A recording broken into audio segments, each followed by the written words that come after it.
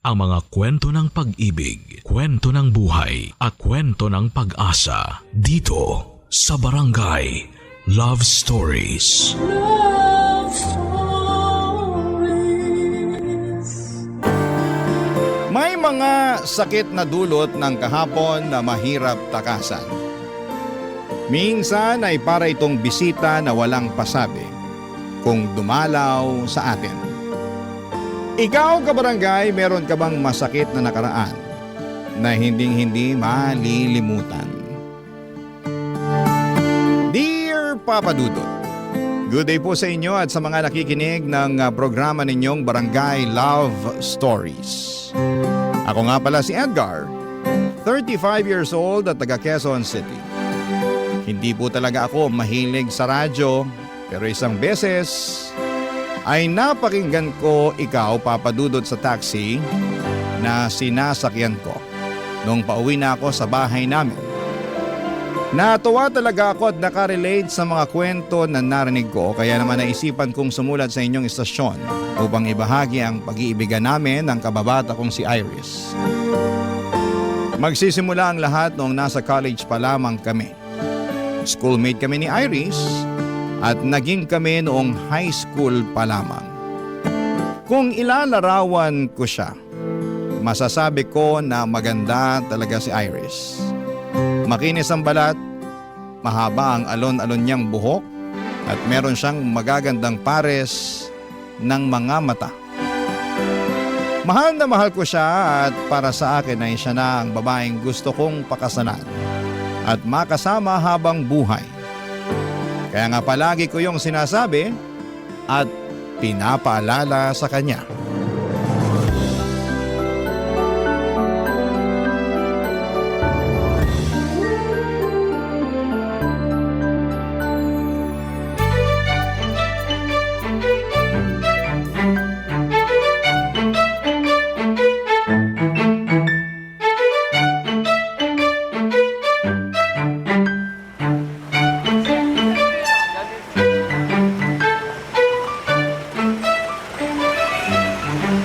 Nagustuhan mo ba yung fishball sauce nila Manong dito? Ay oo, ang sarap. Naparami tuloy ako ng lagay kanina. Ayos lang yun.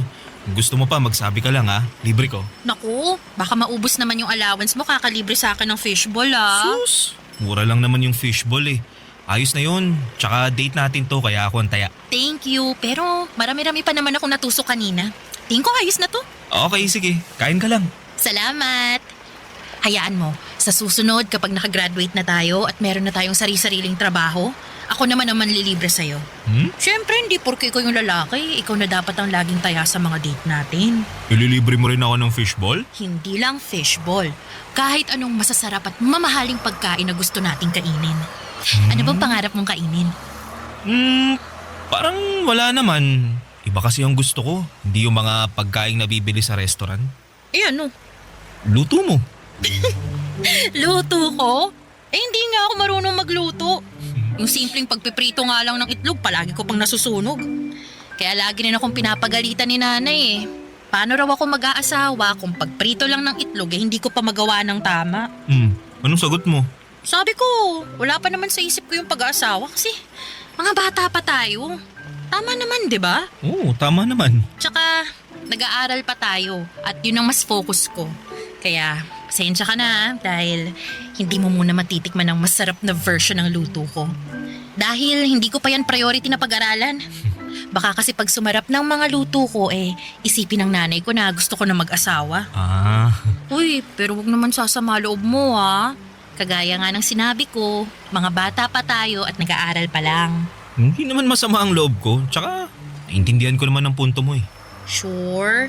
Promise? Sure. Promise. Kaya kung ako sa'yo, mangarap ka ng masasarap na pagkain na gusto mong orderin at kainin sa mga future date natin. Kasi sagot ko na yan. Ako nang bahala. Sinisigurado ko sa'yo na magiging asensado ako sa buhay. Lalo na sa magiging trabaho ko. Alam mo naman na gustong-gusto ko magtrabaho sa opisina at magkaroon ng mataas na posisyon, di ba? Oo.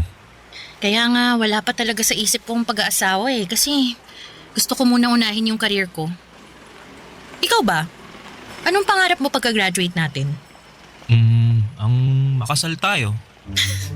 Kasasabi ko nga lang na hindi ko pa priority yung pag-aasawa eh. Kulit mo naman. Ikaw naman parang binibiro ka lang. Siyempre, magtatrabaho muna ako kagaya mo para makapag-ipon pampakasal natin. Naku, wag ka agad mag-ipon pampakasal natin. Mag-ipon ka muna para sa sarili mo.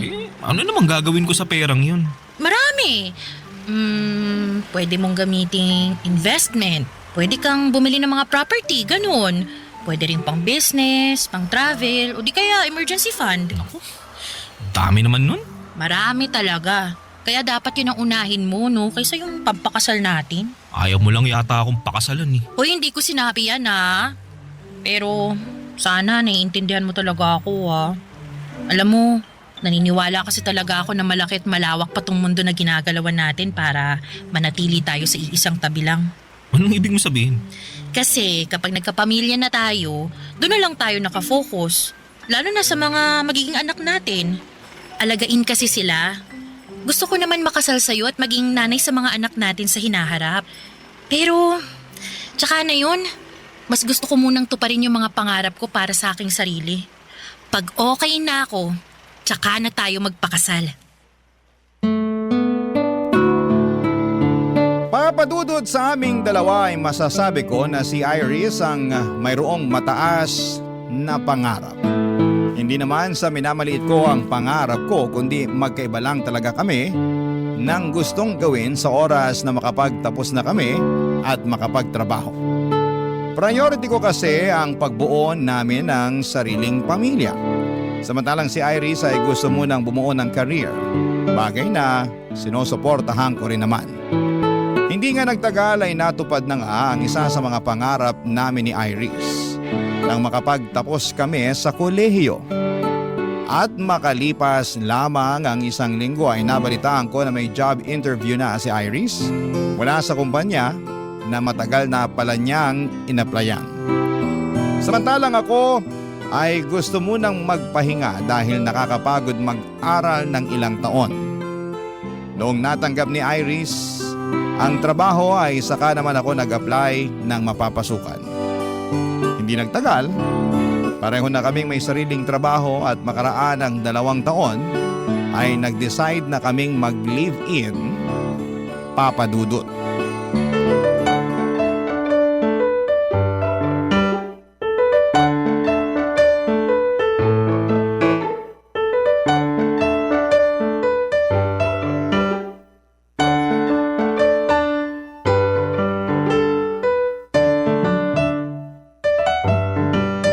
Pagod ka ba?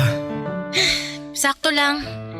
Nangalay lang tong binti ko kakatayo kanina dun sa sakayan nung nag-aabang na tayo para makauwi. Grabe! Ang tagal natin nakasakay. Muntik pa tayong abutan ng ulan. Oo nga eh. Buti na lang nakauwi na tayo, no? Buti pa, masayihin ko na lang muna yung binti mo habang nakaupo tayo rito sa sofa. Ay, sure ka? Hindi ka ba pagod? Di naman, konti lang.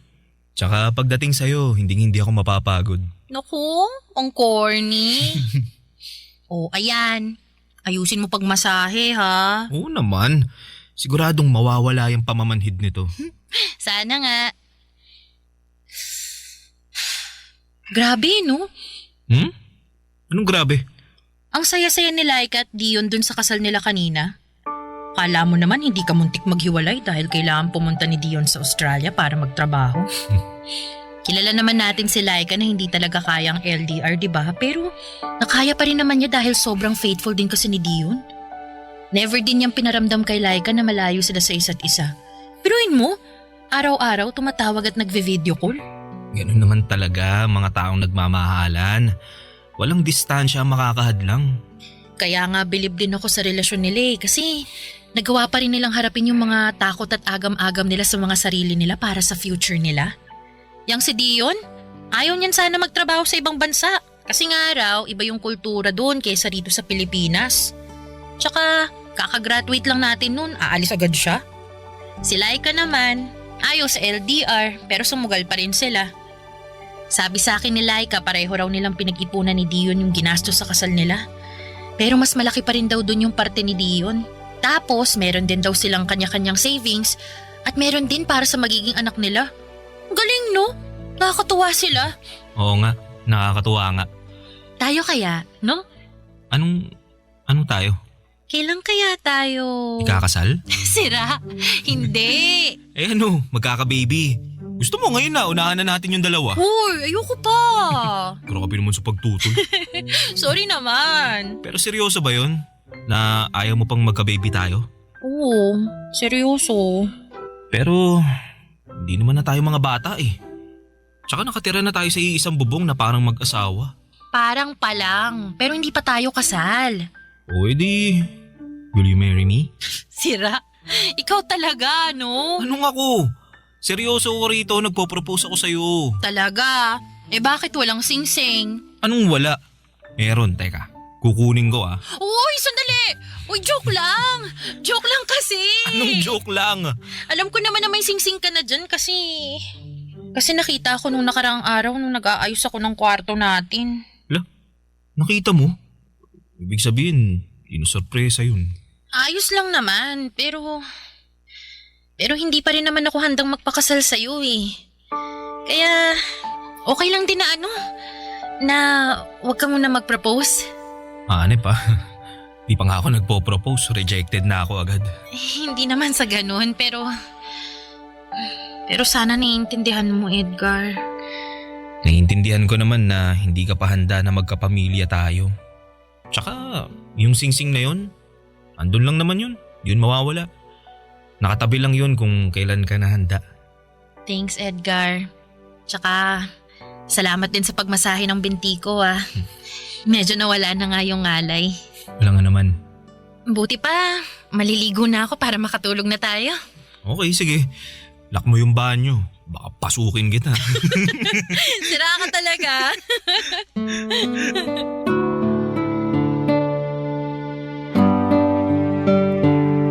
Papadudot, aaminin kong nalungkot ako sa pagtanggi ni Iris at bahagyang nadismaya dahil buong akala ko ay handa na siyang makasal. Dahil nakatira na kami sa isang bubong. Pero nagkamali ako. Hindi pa pala talaga niya gusto, lalo na nagsisimula pa lamang kami sa aming mga career. Tama naman siya kaya sinantabi ko ang pansarili kong kagustuhan at nirespeto ang sa kanya. Nag-focus na lamang kami sa aming kanya-kanyang trabaho habang patuloy na nangangarap ng maganda at maayos na buhay para sa aming pamilya sa hinaharap. Naging numero 1 akong taga-suporta ni Iris pagdating sa mga bagay na gusto niyang maabot, lalo na sa kanyang trabaho. Labis ko rin siyang hinahangaan dahil nakita ko sa kanya ang determinasyon na matupad ang mga pangarap niya. Barangay Love Stories. Barangay Love Stories. Papadudot, kapag mahal mo ang isang tao ay sinusuportahan mo siya sa lahat ng bagay na gusto niyang makamit sa kanyang buhay. Basta hindi yon nakakasama sa kanya at sa inyong relasyon. Yon kasi ang paniniwala ko. Kaya nga buong buo kong sinusuportahan si Iris sa pangarap niya habang pinagsisikapang matupadin ang sarili kong pangarap. Mataas ang ambisyon ni Iris na ma-promote sa kanilang kumpanya. Samantalang ako ay kontento na sa posisyon ko. Basta kumikita ako ng disente ay hindi na ako naghahangad pa ng sobra. Pero naunawaan ko naman si Iris kung tingin niya ay hindi pa sapat ang naaabot niya at gusto niya pang umangat.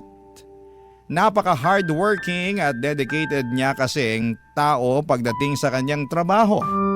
Mabilis na lumipas ang 2 taon at nakatuon lamang ang atensyon ni Iris sa katuparan ng kanyang mga pangarap, papadudot.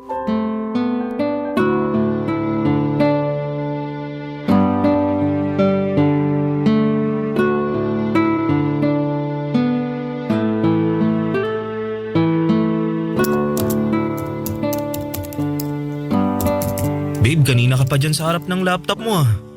Hanggang dito ba naman sa bahay, nagtatrabaho ka pa rin? Grabe ka naman sa kanina pa. Mga 30 minutes pa lang naman ako nagtatrabaho ah. Tsaka, kailangan ko na kasing gawin to eh. Dahil baka matambakan ako pag sa opisina ko pa to ginawa. Eh wala ngang alam yung boss ko kundi magparush ng trabaho kahit nga hindi pa nakakasayad yung puwet ko sa upuan. Gaano pa ba katagal yan bago matapos? Di ko alam. Ano ba yan? Anong ano ba yan? Ano ba to? Trabaho ko nga. Alam ko, nakikita ko. Pero gusto ko lang naman napansinin mo ko dahil malapit na ako magselos dyan sa trabaho mo eh. Ano ka? Bata para magselo sa trabaho ko? Babe naman eh. Yung kasi ang pinapalabas mo eh. May paselos-selos ka pang nalalaman eh. May trabaho ka rin naman. Meron nga pero ginagawa ko lang sa opisina at hindi ko inuuwi dito sa bahay natin. So, anong pinapalabas mo? Masama na kahit hanggang dito sa bahay nagtatrabaho ako? Hindi sa ganun babe. Pero ang akin lang sana magkaroon naman tayo ng quality time. Yun bang tayo lang at wala kang trabahong ginagawa? Anong tayo lang? Eh magkasama naman tayo sa bahay ah. Hindi pa ba sapat yun? Iba naman yun eh. Paanong iba? Sige nga, ipaintindi mo sa akin kasi nabobo ko bigla eh. Babe naman eh. Wag mo akong mababe-babe ha. Pinaglaanan kita ng ilang minuto para ipaliwanag kung anong ibig mong sabihin dyan kahit na busy ako rito sa trabaho ko. Yan na nga ang point ko. Palagi kang busy sa trabaho mo na ultimo rito sa bahay nagtatrabaho ka pa rin kaya napapabayaan mo na ako. Paano kita napapabayaan na hindi ka naman toddler para intindihin ko, di ba? Ano, batang paslit ka ba? Sabihin mo para ipagtimpla kita ng gatas at maipagheli kita nang makatulog ka na dyan. Iris naman eh. Akala mo yata nakikipagbiruan ako sa'yo eh no? Itong mukhang to, tingnan mo, mukha ba ako nakikipagbiroan? Seryoso ako, Edgar. Alam mo, inistorbo mo na nga ako rito sa ginagawa ko. Sinira mo pa yung mood ko. Dapat chill lang ako lalo na't nasa bahay ako eh. Kasi wala yung maiingay kong kaopisina na puro chismisan lang ang alam. Pero heto ka, pinasasama ang loob ko dahil sa tantrums mo. Di ako nagtatantrums ha. Anong hindi? E anong tawag mo dyan sa ginagawa mo? Humihingi lang ako ng oras sa'yo. Pwes, busy ako. Sorry, kaya wala akong mabibigay na oras sa'yo. Kita mo nagkukumuhog na akong matapos tong ginagawa ko, oh. Tapos ini-stress mo pa ako? O di yan, imbis na tatapos ko to agad, wala na. Bumagal ako lalo na kasi inistorbo mo. Sobra ka naman sa inistorbo. Bakit? Totoo naman ah. Naglalambing lang naman yung tao. Wag mo muna akong lambingin ah, kasi wala nga ako sa mood. Buti pa, lumayo-layo ka muna. Nakakapikon ka na. Nakakasira ka ng momentum eh. Wala ka bang ibang gagawin? Gumawa ka kaya ng kahit ano, wag mo lang ako istorbohin. Kaya Mut, alis na! Alis! Oo na. Makapagtaboy naman to. Ano tingin mo sa akin, aso? Bahala ka na mag-analyze, basta ako busy dito. Tsaka huwag ka munang bumalik sa kwarto ha. Ayoko sabi ng istorbo. Papadudot na uwi nga sa pagtatalo at tampuhan ang simple kong paglalambing kay Iris. Aminin kong nasaktan ako ng husto dahil hindi naman mabigat na bagay ang hinihiling ko. Nami-miss ko lang talaga siya at gusto kong magkaroon kami ng oras sa isa't isa na walang trabahong namamagitan. Pero pinanindigan ni Iris na mas importante ang trabaho niya kesa sa akin. Ilang araw din kaming hindi nagkibuan hanggang sa hindi na ako nakatiis at ako na ang nag-sorry. Naging okay din naman muli kami at tulad nung dati ay inunawa at sinuportahan ko na lamang siya. Hanggang sa nagbunga ang pagsisikap ni Iris nang ma-promote siya sa pinaka-aasam-asam niyang posisyon. Kaya naman labis ang saya naming dalawa. Kaya lang papadudot ay doon pa lamang pala magsisimula ang pinakamalaking pagsubok sa aming relasyon. Dahil nga lalong naging busy si Iris sa kanyang trabaho, papadudot.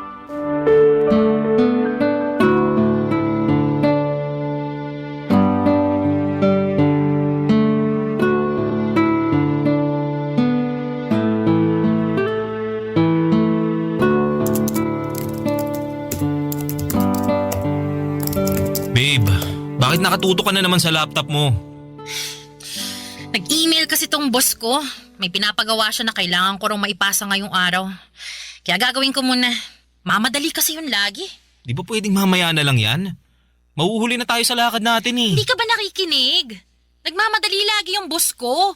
Gusto niya maibalik sa kanya kagad kung ano man yung pinapagawa niya. Sobra namang demanding yan, rest day naman natin. Oo, pero ganun talaga. Sandali lang ba talaga yan? Tingin ko hindi kasi dami pala niyang email. Oy, naku. Huwag mo sabihin na gagawin mo lahat yan ngayon. As usual, trabaho ko to eh. Tsaka, kailangan magpag-good shot ako sa boss ko lalo na't kakapromote ko pa lang. Di mo naman kailangan gawin yan eh. Tsaka dapat marunong rumispeto yung boss mo sa personal mong oras.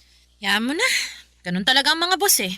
Tsaka sila rin naman, hindi uso yung personal na oras pag nagdedemand ang may-ari ng kumpanya. Kahit na. Hindi naman tayo robot na nakaprogram lang para gumawa ng trabaho na iuutos nila. Tao tayo, no? Yan ka na naman eh. Ako na naman. Hindi mo na naman naiintindihan yung trabaho ko. Palibasa, hindi mo maranasang maging busy sa buhay mo. Di naman yata tama na ikumpara mo yung trabaho ko sa trabaho mo. Hindi ko naman kinukumpara. Sinasabi ko lang kasi mukhang hindi naman tayo nagkakaintindihan eh. Nagagalit ka na naman eh. Akala ko ba proud and happy ka na na-promote ako? Proud and happy naman talaga ako. Pero may importante kasi tayong lakad ngayong araw, di ba? Papunta na nga sana tayo kung di lang nag-email sa'yo yung boss mo eh. Tingin ko, di na ako makakasama sa lakad natin. Ano ka mo? Paano na lang yung birthday party ni Mama? Tuloy pa rin naman yung kahit wala ako dun, di ba? Oo nga, pero hahanapin ka nila sa akin, Iris. Hintay lang ka na lang. Sabihin mo, busy o may emergency. Bala ka na.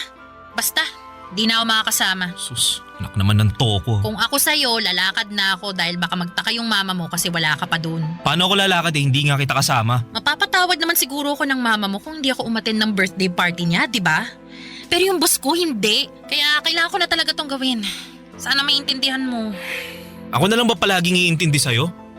Gusto mo na lang ba palagi yung boss mo ang masusunod? Paano naman ako at yung gusto ko? Edgar, please. Huwag mo naman akong stressin, no. Dami-dami ko pang gagawin. Nakikita mo ba tong sangkatutak na email sa akin? Di ko nakasalanan yan. Ginusto mo naman yan eh. Tsaka bahala ka ma-stress dyan. Buti pa alis na ako. Kung ayaw mo sumama, wag. Bahala ka sa buhay mo. Gawin mo na lang yung trabaho mo. Total, mas mahalaga naman yan sa'yo at mas mahal mo pa nga yata yan kaysa sa akin. Edgar naman eh. Huwag mo naman akong kontrolin. Pinagsasasabi mo? Di kita kinokontrol, no? Gusto mo na unahin ko yung ibang bagay kaysa sa trabaho ko na hindi hamak na mas importante. Paano hindi pagkontrol yung kung yung gusto mo masusunod? Kinukonsensya mo pa ako eh. Mukha namang wala kang konsensya eh. Kaya bahala ka na dyan, alis na ako. Edgar! Diyan ka na. Papa Dudut, hindi totoo na gusto kong kontrolin ang buhay ni Iris. Kaya naman naggalit ako nang sabihin niya sa akin ang bagay na yon. Sa katunayan ay mas kinokontrol pa nga siya ng trabaho niya. Kaya naman apektado ang aming relasyon. Pero hindi yon nakikita ni Iris dahil mas galit siya sa akin at para sa kanya ay sarili lamang ang iniisip ko. Pero hindi yung totoo dahil sinusuportahan ko siya at patuloy na sinusuportahan pa rin sa mga bagay na gusto niyang makamit, lalo na sa trabaho niya. Kaya bago pa kami mauwi sa matinding away ay nagdesisyon na akong umalis mag-isa. Samantalang si Iris ay nagpaiwan sa bahay para gawin ang mga trabaho niya. Siyempre hinanap siya ng parents ko pero nagdahilan na lamang ako na may nakakahawa siyang sakit kaya hindi ko na siya sinama pa. Naniwala naman sila pero pinayuhan nila akong umuwi ng maaga upang may makasama sa bahay ang aking nobya, Papa Dudut. Barangay Love Stories. Barangay Love Stories. Papa Dudut, hindi kami agad nagkaayos ni Iris matapos ang away naming yon. Tumagal pa ng 1 linggo bago kami nagpansinan. Sa katunayan ay bigla na lamang kaming nag-usap na parabang walang nangyari. Noong nagtangka akong pag-usapan namin ulit ang away namin ay agad sinabi ni Iris na kalimutan na lang daw namin yon kasi ayaw na niyang ma-stress pa. Pero ramdam ko na malaki na ang pinagbago ni Iris lalo na sa pakikitungo niya sa akin. Oo, magkasama pa rin kami sa isang bubong at magkatabi sa kama pero mas gusto na lamang niyang nakatalikod sa akin kapag matutulog kami. Ayaw niya na hinahawakan, niyayakap o dinidikitan ko siya. Hindi na rin kami sabay kumain lalo sa hapunan dahil madalas na siyang ginagabi galing sa trabaho at kumain na raw siya. Pag rest day naman namin ay natutulog lamang si Iris maghapon para makabawi daw ng lakas. O di kaya ay lumalabas siya para makipagkita sa mga kaibigan niya. Kaya nga naisipan kong bumawi sa kanya sa pamamagitan ng pag-aasikaso sa kanya at pagluluto ng paborito niyang pagkain nang sa ganon ay unti-unti ko ulit makuha ang loob niya. Kaso'y hindi naman pinapansin ni Iris ang mga effort ko hanggang sa isang gabi ay kinausap niya ako.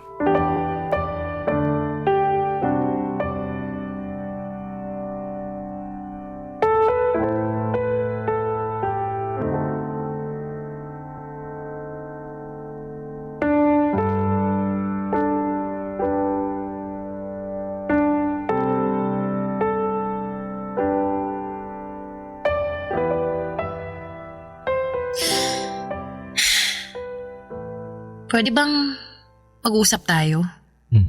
Nag-uusap na tayo ah. Ano pa bang klaseng pag-uusap yung gusto mo? Seryoso ako ah. Huwag mo kong pinipiloso po. Pagod ako galing sa trabaho, huwag mo nang dagdagan. Please lang. Kasalanan ko na naman. Ikaw lang naman yung nagpapakapagod sa trabaho mo na akala mo pamamanahan ka sa kumpanya nyo. Kaya ganyan ka umasta. Anong sabi mo? Akala mo ba hindi ko napapansin na simula nung na-promote ka, mas lalo ka nang naging busy? Kahit nga nandito ka sa bahay, hindi ka pa rin makausap ng matino. Dahil kung hindi ka nagtatrabaho, natutulog ka naman maghapon.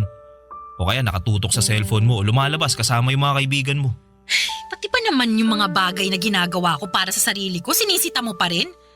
Ako nga hindi nakikialam sa mga ginagawa mo eh. Kung may labas ka na kasama mga kaibigan mo, nakarinig ka ba sa akin ng reklamo? Wala naman, di ba? Wala nga. Kasi alam mo kung anong tingin ko? Ano? Na wala kang pakialam sa akin. Ano, tama ako no? Sagutin mo ako, tama ako no? Oo na! Oo na, tama ka! Wala na nga akong pakialam sa'yo at sa kung ano pang gusto mong gawin sa buhay mo. Bakit? Dahil kinain ka na ng sistema mo sa trabaho mo? Totoo, di ba? Sabihin mo. Dahil hindi na kita mahal. Anong sinabi mo? Hindi mo na ako mahal? Oo, hindi na. Kailan pa? Matagal-tagal na rin. Bakit ngayon mo lang sinabi? Kasi nga, tinitimbang ko pa yung nararamdaman ko eh. Baka napagod lang ako, ganun. Na kapag pinahinga ko naman magiging okay tayo. Na manunumbalik ulit yung pagmamahal ko sa'yo katulad ng dati. Pero, hindi. Hindi na talaga at mas lumayo pa yung loob ko sa'yo tuwing nag-aaway tayo. Wala lang akong sinasabi pero naiipon na yun sa loob ko hanggang sa isang araw, nagising na lang ako. Wala na talaga. Ayoko nang subukang ayusin yung relasyon natin. Mas mabuti pa na maghiwalay na lang tayo. Maghiwalay? Oo, Edgar. Sorry pero sana maintindihan mo. Malayong malayo na tayo sa dating tayo eh. Tsaka, tingin ko, hindi ko mabibigay yung pamilya na matagal mo nang gusto kasi nga, mas nakafocus ako sa career ko. Masaya naman ako sa ginagawa ko kaya naisasantabi kita. Na-realize ko na ang unfair ko sa iyo kasi pinaghintay kita ng matagal pero hindi pa rin pala sapat yun. Iris, please. Baka nabibigla ka lang. Pag-usapan muna natin to. Please. Hindi ako nabibigla. Seryoso na ako sa desisyon ko. Kaya, sana maintindihan mo yun. I'm really, really sorry, Edgar. I'm really sorry.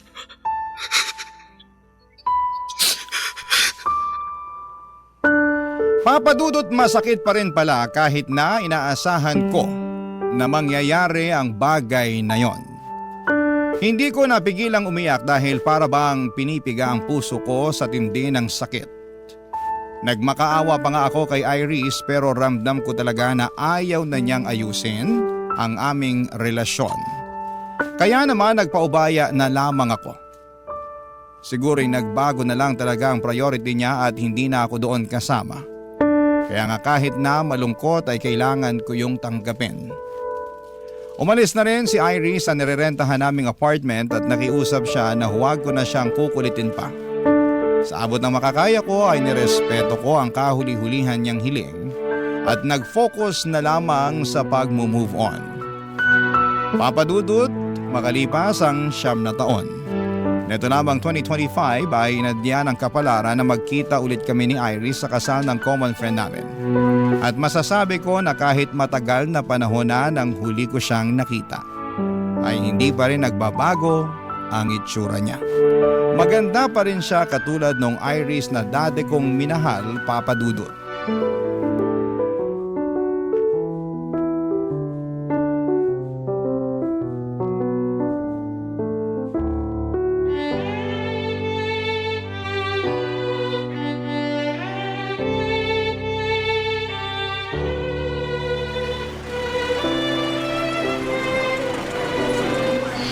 I'm sorry, Edgar, pero matagal na akong kinakain ng konsensya ko eh. At naisip ko na matatahimik lang ako pag nakausap kita at nasabi ko sa iyo yung totoo. Kaya nga, sinamantala ko na yung pagkakataon para magkita tayo dito sa kasal ng kaibigan natin. Ano ba yung sasabihin mo? I'm sorry kasi nag-cheat ako nun sa relasyon natin. Akala ko ba nawalan ka lang ng pagmamahal sa akin? Totoo naman yun, pero kasi may iba na kasi akong nagugustuhan nun at yun nga, yung napangasawa ko. Boss ko siya eh. Simula nung napromote ako nun sa trabaho palagi na kaming magkasama. Mas madalas pa nga kaming magkasama kaysa sa atin kahit nakatira tayo sa iisang bubong. Tapos, ayun, hindi ko na napigilang mahulog sa kanya kasi mabait naman pala siya. Alaga, maaalalahanin. Bakit? Ganon din naman ako, di ba? Oo, pero malaki pa rin ang kaibahan niyo dahil mas mataas yung pangarap ng boss ko. Hindi kagaya mo na kontento lang sa kung anong meron ka. Linawin ko lang hindi naman masama yung gusto mo Oo, pero hindi tayo pareho ng gusto. Kaya mas nagustuhan mo yung tao na katulad mo. Ganun na nga. Kaya nga humihingi ako ng tawad sa'yo. Matagal na panahon na rin naman ang lumipas. Hindi na natin maibabalik yung nakaraan. Siguro, meron din talaga akong pagkukulang. Kasi masyado akong nakampante sa mga gusto ko. Di naman sa ganun kasi sinuportahan mo naman ako Hinintay mo pa nga na maging handa ako pero ako lang talaga yung may problema. Hindi ako naging handa sa'yo pero sa iba naging handa ako. Kagaya nga ng sinabi ko nakaraan na yun. Ang mahalaga yung ngayon. Hindi naman ako galit sa'yo. Nagtatampo, oo. Pero hindi naman kita matitiis Salamat kung ganun. Tsaka marami ka rin namang itinuro sa akin na natutuhan ko sa buhay nung nagkahiwalay tayo. Doon ko sinimulang punan yung mga bagay na wala sa akin. Mas inayos ko yung sarili ko. Mas nag-focus ako sa career ko kasi naisip ko na kung magkikita tayo isang araw at nalaman mong hindi pa rin ako successful, baka ismaya ka sa akin. Ikaw talaga? Di mo naman kailangan gawin ang bagay na yan dahil sa akin. Gawin mo yan para sa sarili mo. Ginawa ko na nga. Pero tama ka na hindi ko na dapat isipin na para sa'yo yun dahil matagal naman na tayong tapos Oo. Pero ano ba yung sinabi mo kanina tungkol sa asawa mo kaya hindi ka okay? Bakit? May nangyari ba? Meron. Kamamatay lang kasi niya nitong January dahil sa cancer. Kaya nga nasabi ko na medyo hindi pa ako okay. Ganun ba? I'm sorry at condolence. Ikaw, kumusta ka na? Single ka pa rin ba o may sarili ka ng pamilya? Meron na. May asawa na ako at 2 anak. Ganun ba? Oo. Kaya nga nasabi ko kanina na hindi ko na dapat isipin kung anong sasabihin mo sakaling magkita tayo ngayon. Kung successful ba ako o hindi. Kasi mas dapat kong isipin kung ano ang sasabihin ng pamilya ko. Lalo na ng mga anak ko. Kaya dapat maging successful ako para sa kanila.